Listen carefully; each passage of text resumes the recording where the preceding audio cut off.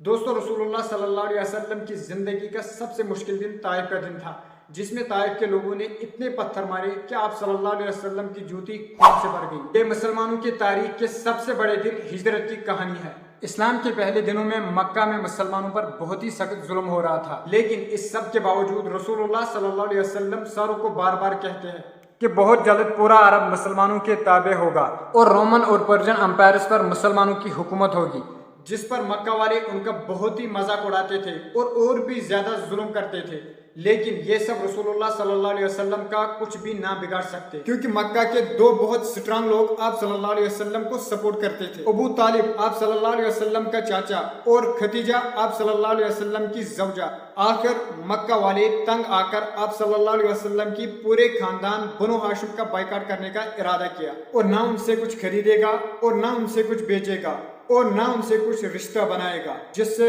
رسول اللہ صلی اللہ علیہ وسلم کا پورا خاندان مکہ کے سائڈ میں شب ابی طالب میں رہنے پر مجبور ہو گئے۔ یہ بائیکاٹ بنو ہاشم کے مسلمانوں سے نہیں تھا، بلکہ پورے خاندان سے تھا، جس میں مسلمان کافر سارے تھے سوائے ایک شخص کے، ابو لہب۔ اور یہ بائیکاٹ اتنا سخت تھا کہ 3 سال تک رسول اللہ صلی اللہ علیہ وسلم اور ان کے پورے خاندان نے کھانے کی جگہ پہ پتے اور چمڑا کھایا، کیونکہ مکہ پورا ڈیزرٹ ہی تھا۔ یہاں پہ جتنے بھی خوراک کی چیزیں ہیں وہ باہر سے امپورٹ کی جاتی، اور جیسا ہی کوئی قافلہ مکہ پہنچتا تھا، مکہ کے سارے باقی قبیلے پورا خوراک کے سامان خرید لیتے تھے، اور پھر بنو ہاشم کو اس میں سے ایک چیز بھی نہیں لینے دیتے تھے۔ آخر مکہ والوں نے یہ بائیکاٹ ختم کر دیا، لیکن اس کی وجہ سے آپ صلی اللہ علیہ وسلم کو 2 بڑے سپورٹرز ابو طالب اور خدیجہ رضی اللہ تعالی عنہا اس دنیا سے چل بسے۔ تو اب رسول اللہ صلی اللہ علیہ وسلم کو مکہ میں پروٹیکٹ کرنے والا کوئی بھی نہیں رہا، اور ابو طالب کی وفات کے بعد بنو ہاشم کا نیا سردار ابو لہب بنا،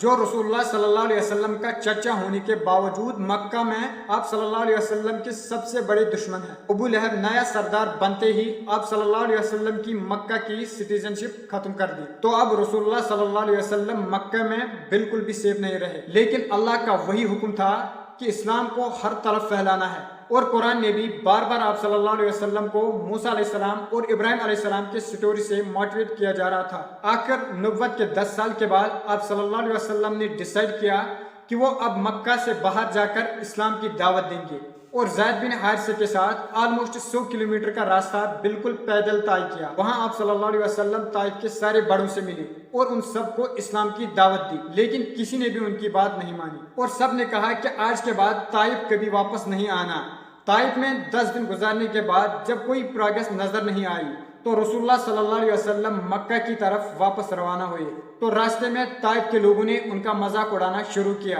اور آہستہ آہستہ طائف کے بچے آپ صلی اللہ علیہ وسلم کو پتھروں سے مارنے لگے۔ زید رضی اللہ تعالیٰ عنہ نے آپ صلی اللہ علیہ وسلم کو بچانے کی بہت کوشش کی، لیکن انہوں نے اتنے پتھر مارے کہ آپ صلی اللہ علیہ وسلم کے جوتے خون سے بھر گئے۔ وہاں سے نکل کر آپ صلی اللہ علیہ وسلم ایک باغ میں پہنچے، اور یہ دیکھ کر طائف والوں نے آ کر ان کا پیچھا چھوڑ دیا، اور یہ باغ مکہ میں آپ صلی اللہ علیہ وسلم کے سب سے بڑے دشمن عتبہ اور شیبہ کا تھا، لیکن انہیں بھی آپ صلی اللہ علیہ وسلم کے جسم کو خون سے بھرا ہوا دیکھ کر ترس آیا، تو انہوں نے اپنے کرسچن غلام سے ان کی طرح کچھ انگور بھجوائے۔ آپ صلی اللہ علیہ وسلم ایک درخت کے نیچے بیٹھے اور اللہ سے دعا کی کہ آپ نے مجھے کیسے ظالم لوگوں کے حوالے کیا، لیکن جب تک آپ مجھ سے راضی ہو مجھے کسی کی پرواہ نہیں ہے۔ اللہ کو فیوچر پاسٹ سب کا پتہ ہوتا ہے، تو اللہ آپ صلی اللہ علیہ وسلم کو طائف جانے سے پہلے بھی روک سکتے تھے، لیکن آپ صلی اللہ علیہ وسلم کو اللہ نے نہیں روکا، تاکہ ہزاروں سال تک پوری دنیا آپ صلی اللہ علیہ وسلم کے صبر اور ڈیڈیکیشن کو دیکھ سکے۔ اور آج تک رسول اللہ صلی اللہ علیہ وسلم کی زندگی میں طائف کے واقعے کی سب سے بڑی امپورٹنس ہے۔ جیسے ہی وہ غلام آپ صلی اللہ علیہ وسلم کے پاس آئے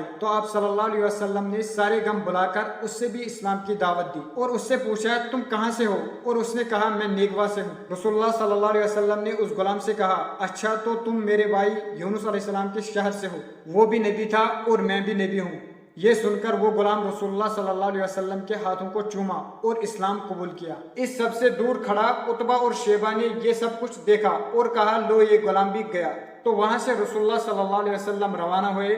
تو وہاں جبرائیل علیہ السلام پہاڑوں کے فرشتوں کو لے کر حاضر ہوئے اور کہا اگر آپ حکم دے تو ہم سب ان کو پہاڑوں کے درمیان ملیا میٹ کریں گے۔ آپ صلی اللہ علیہ وسلم نے کہا نہیں، ان کے اولاد میں سے کوئی ضرور مسلمان ہوگا، اور آپ صلی اللہ علیہ وسلم نے اتنے سخت ظلم کے بعد بھی ان سب کو معاف کر دیا۔